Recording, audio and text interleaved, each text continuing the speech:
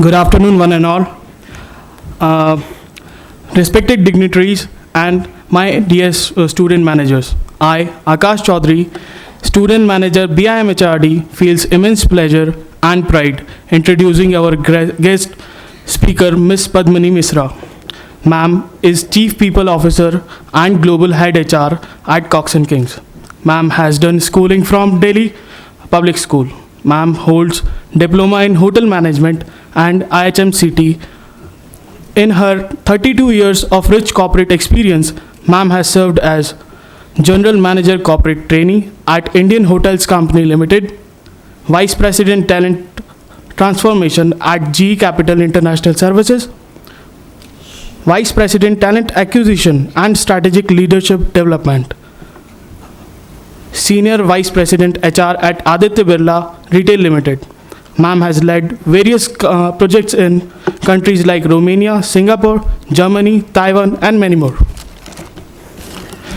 Ma'am have built entire teams from scratch more than once and mastered art of achieving commercial outcomes through HR strategies at all levels of hierarchy. With this, I request Ma'am to enlighten us with your words of wisdom. Ma'am, the podium is all yours. So the plan is that for the next half an hour, we will interact, okay? We will not let it be a monologue. We will keep it as a dialogue. And whenever, if ever, you wish to stop me, ask me something, you just have to let me know that it is you who wants to ask. And how will you let me know that? Yeah, you can raise any limb you like, but raise a limb, because otherwise I won't know who is wishing to ask me. The last row is very comfortably seated in dim light, so good luck to you. If you do doze off, it's absolutely okay with me. There's nothing to worry there. So don't worry about me feeling hurt or upset. It doesn't matter to me if you want to take a snooze. So let's get started. I wish to show them the first picture, if I may.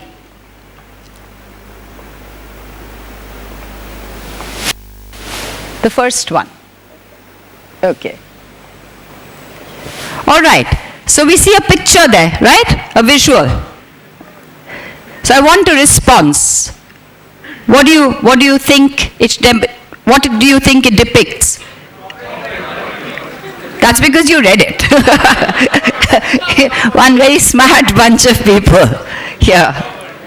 Why? Okay, tell me now. Since you know you read it, so tell me why corporate world.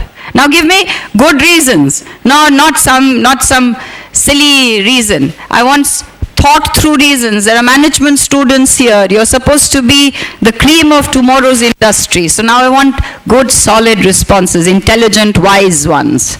Who's going to go from this end? Why do I show you a shark? Why do I show you a surfer?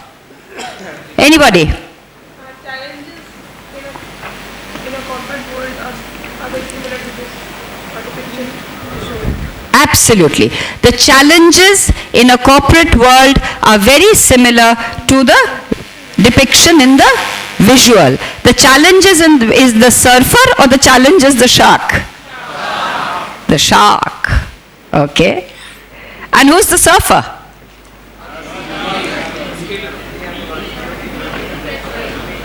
The fresher. Yeah, that's true. The freshers in the first 2 years are the real sloggers. But it's not always like that, but it's fun. I was a fresher and I wish I could stay a fresher for a much longer time than I did. So yes, the shark is to depict the corporate world and the surfer is each one of us. So it's time to get up, shake yourselves, and now when do you graduate out? When are you going to go job hunting? Which month?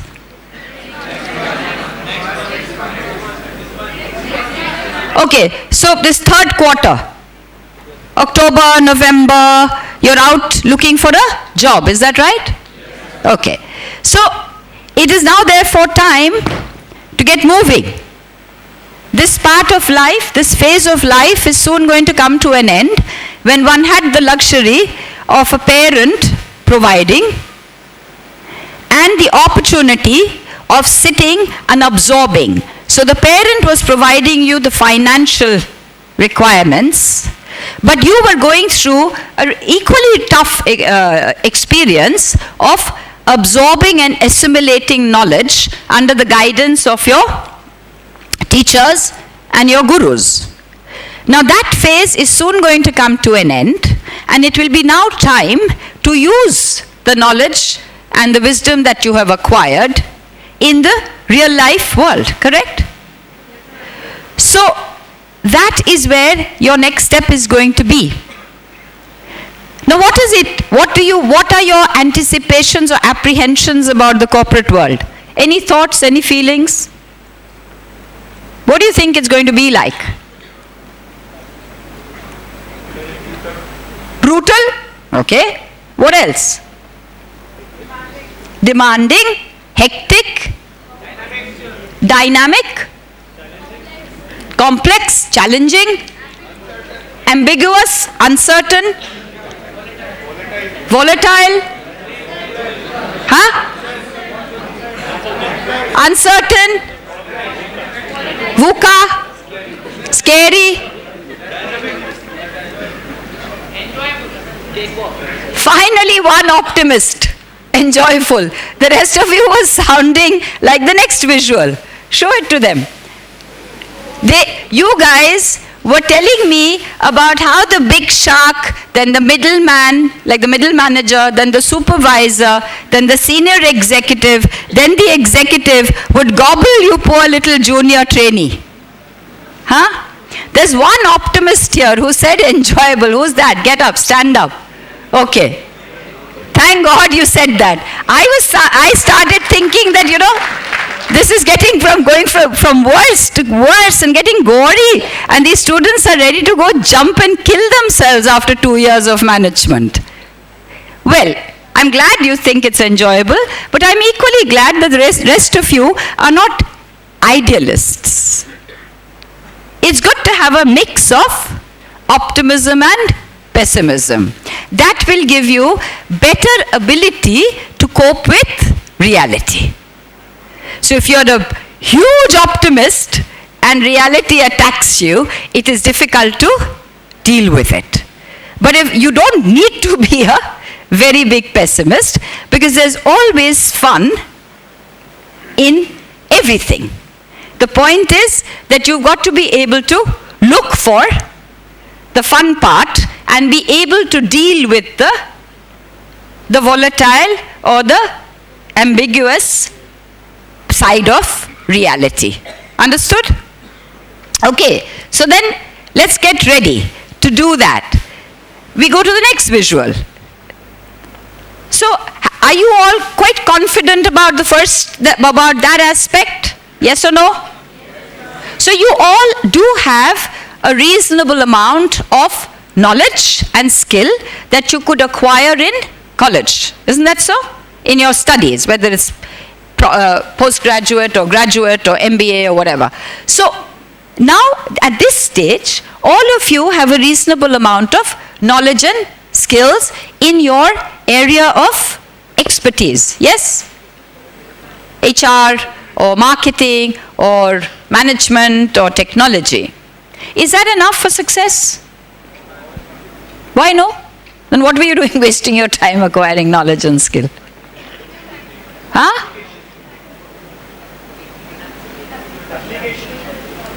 Application.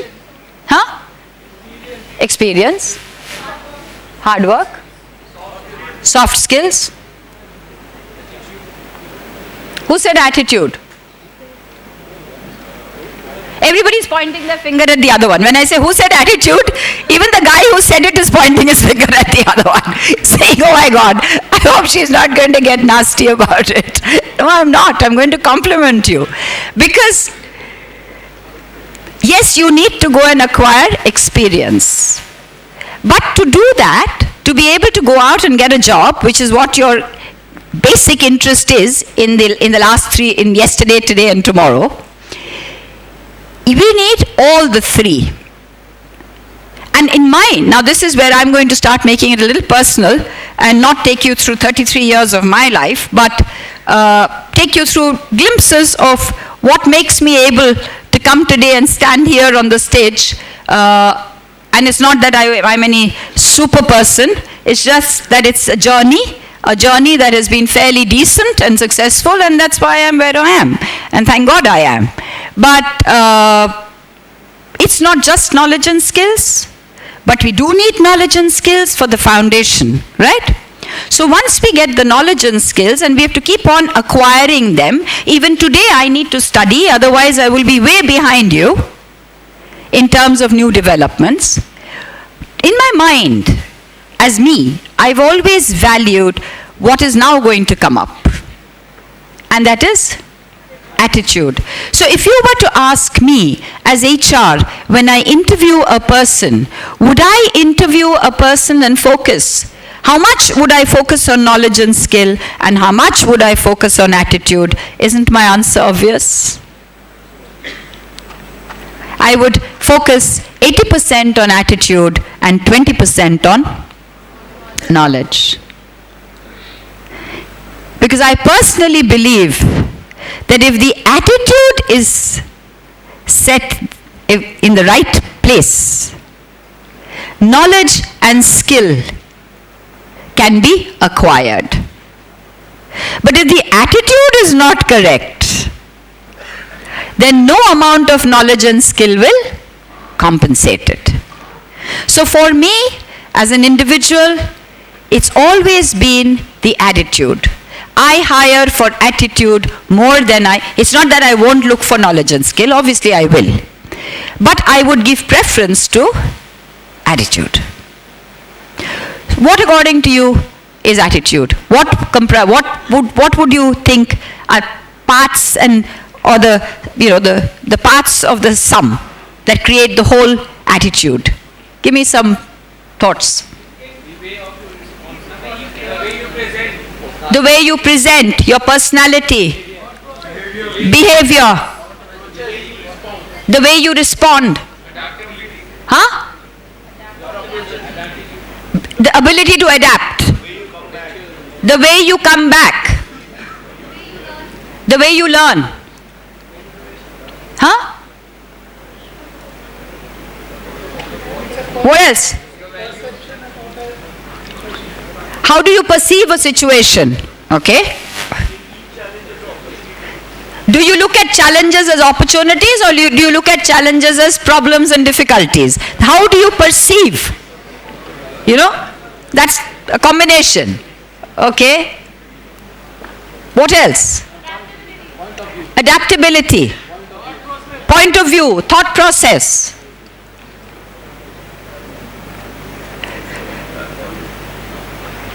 Attitude. For me, there are lots of words and all of them are correct. Everybody is right in the thoughts that you expressed. I personally think if I had to pick on 4 words, because there are just so many words, but if I had to pick on 4 words, what would they be?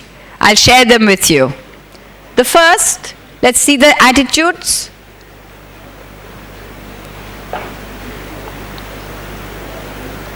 Okay, so give me the first. The first would be authenticity. What does the word authenticity mean? Genuine, original, reliable, practical, trustworthy, fact-based. Authenticity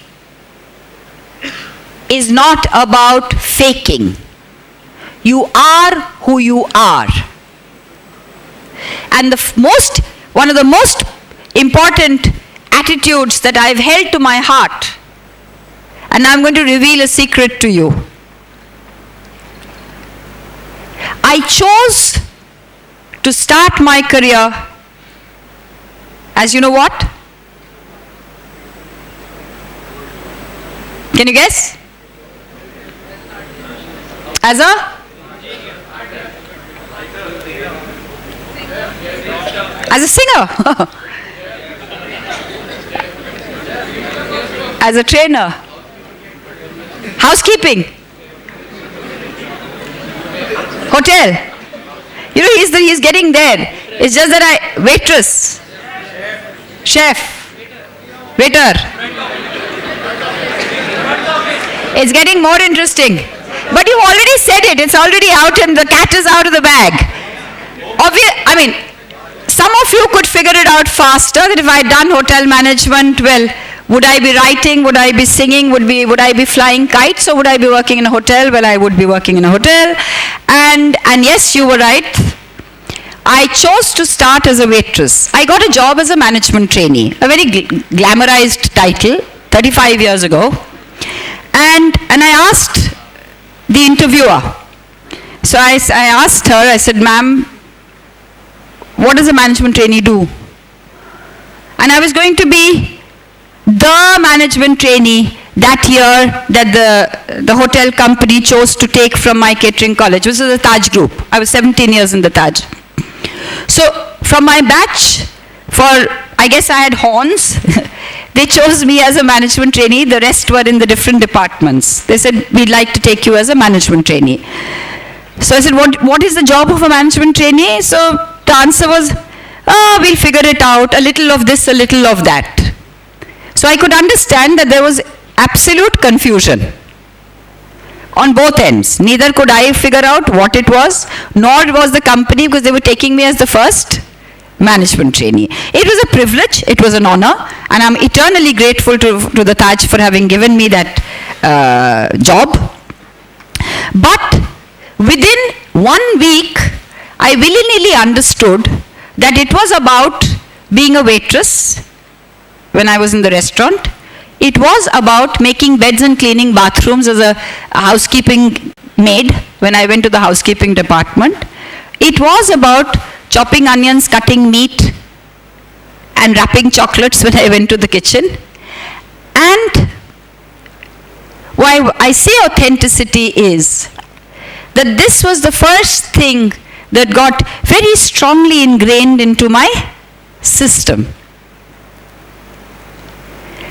To take pride in whatever I do, in whoever I am, and give it my 100%.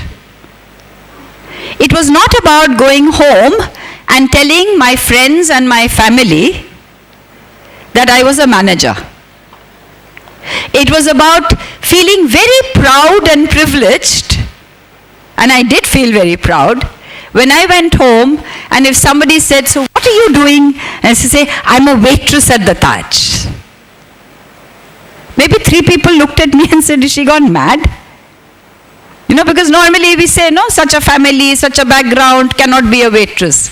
But luckily for me, the first attitude got set at that time. Because I believe, and I still believe, that it is up to us to take 100% pride in what we do. Do you agree with me? There's no job which is small or big. Positions and status are given by whom? By us. And when you start your career, my first suggestion to you, I'm no advisor. I'm no big success story to be going around advising people. I don't agree with that at all. But what I do agree is that if you wish to use my experience as one of your thoughts, the first one will be, when you are out tomorrow looking for a job, please do not go with preconceived notions about the title, about what will I do, why should I do this. Go with the keenness to getting something to do. It is more important to get something to do than to reject opportunities because they don't fall in your frame. I see a lot of young people today without jobs sitting stubbornly, waiting for a job to fit their frame. And what are you doing in the process? You're losing your lifetime, isn't it? Do you agree? It is better to be doing something and gaining experience than to be doing nothing, waiting for that ideal job. And we all know times aren't the most exciting. It's not that there are lots of jobs available. You know, from 2008, what with the recession, there's always a certain amount of turmoil and difficulty in the commercial world. Isn't that so? So when we know that, to me, authenticity is about being proud about whatever we do. Understood? It's not about pretenses. It's about being genuine. And people will respect you for your being genuine. What's the next one?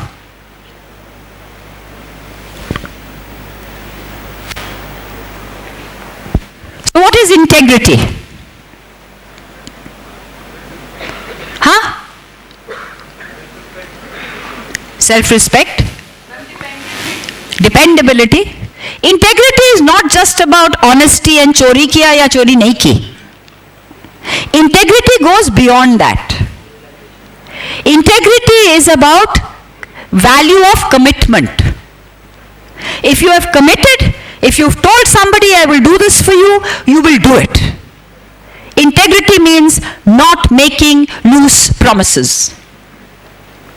Integrity means being reliable. Integrity means using your time like you would use your money. Because money can come back, time never comes back. So if you tell somebody, I will meet you at 5 o'clock, you will meet that person at 5 o'clock no matter what. That is integrity. And if you cannot meet that person at 5 o'clock because of certain reasons, you will please inform. And today you have technology, you have SMS, you have WhatsApp, you have cell phones. You will inform that person, you will tell that person, I am very sorry, I am not going to be able to meet you at 5, I will be there at 5:30. But valuing the other person's time. So when you think about integrity, it is about valuing your own time and valuing somebody else's time. When you think about integrity, it is about giving your word and sticking to it. When you think about integrity, it is about being reliable. When you think it's about integrity, it is about being trustworthy. That is integrity.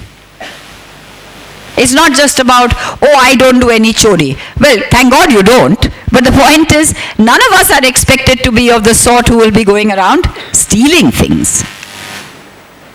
But we certainly have to be very, very clear in our heads that if I'm going to go out and look for a good opportunity, good company, get a good job, I am going to ensure that I will not negotiate with my core values. And one of my values, I'm not saying they have to be yours, but one of my values is integrity. I do not commit. I seldom commit. But if I commit, then I will be known for never ever falling short on my commitment. So what's the next one? Quality. Chalo chalta hai. 19-20. Very, very common in the Asian mindset. If I look at the Eastern Hemisphere on my globe and I look at the Western Hemisphere, the word quality is very differently perceived in the Western Hemisphere versus the Eastern Hemisphere. And then when I zero down in the Eastern Hemisphere and look at SAARC, the word quality is differently spelt. Kwality. As in quality? Ice cream, quality walls. For us, when we say quality, it's about ice cream. It's about kuch meetha ho jaye. Who cares about quality? But you will care. If you want to succeed in your life, you will care 100% about quality. If you're supposed to draw a straight line and 2/3 of the line is straight, but the last leg of the line, 1/3 has drifted a little onto a 20-degree slant, you will erase it, you will draw the line again.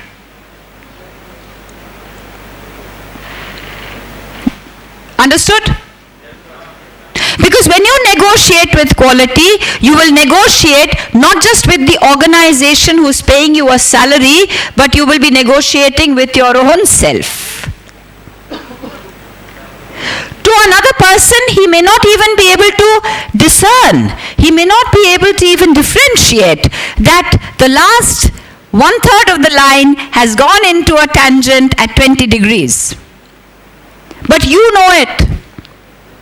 And are you all the time going to work to appease your manager, or are you also going to work to feel satisfied yourself? Yes, I earn a living. Yes, I want to make money. Yes, I want to get cards with better designations printed on it. Every one of us does. Isn't that right? We all have aspirations. And why not? Life is about having desires. Life would be very boring if we didn't have desires. So you get your Maruti Swift and you then start looking out for a Honda City. And you get your Honda City and now people are looking for their SUVs. And why not? I would wish everyone in this room to be driving an SUV very soon. But my wishes won't get you the SUV. You will get the SUV. How will you get it? By having the right attitude. You've got the knowledge, you've got the skills, and you can acquire them. But trust me, what will take you solidly through in your career will be authenticity, will be integrity, and will be quality. GE, when I was working in GE, which is way back in 99, maybe some of you weren't born at that time, but at that time, GE for 7 consecutive years in the world had been financially the #1 ranking company for 7 consecutive years. Jack Welch was the leader. And in GE, you know there are appraisals that are done everywhere at the end of your year, and then you're appraised and you get an increment or a promotion, or you're asked to go if you're a low appraised rating person. In GE, the benchmark was, appraisals were, you got 80% for quality and 20% for the rest of whatever you did. But if in GE you negotiated with quality, your scoring or your ranking would crash down. Because if there's one thing that Jack Welch believed in, it was quality. He said GE never compromises. And therefore, in the United States, there is not a single family in the last 100 years where one member of the family has not worked in a GE company. The second is McDonald's. There is not one family where one member of the family has not worked in a McDonald's. And these are companies that got established not because of 100 things, but because the leader focused on a few things. And he made sure that those few things became the foundation of that organization. And in GE, it was quality. Have you heard of Six Sigma? Yes. Okay. So every senior leader in GE, like I was, let's say, looking after talent acquisition and talent transformation, which is really recruitment and training. So all of us, whether we were vice presidents or general managers, etc., in a GE job had to go through Six Sigma training, all the 3 belts, if you've done Six Sigma, the first is yellow belt, the second is green belt, and the third is black belt. Each of us had to go through Six Sigma, all the 3, qualify, and only then we would be due for appraisal. So it was not just about how efficiently did I run HR and training and learning and recruitment. It also meant that was I quality aware, quality educated, and quality sensitized. And the last but not the least is teamwork. No one individual can succeed. Team succeeds. We need each other. And when we help the team succeed, every individual in the team will also succeed.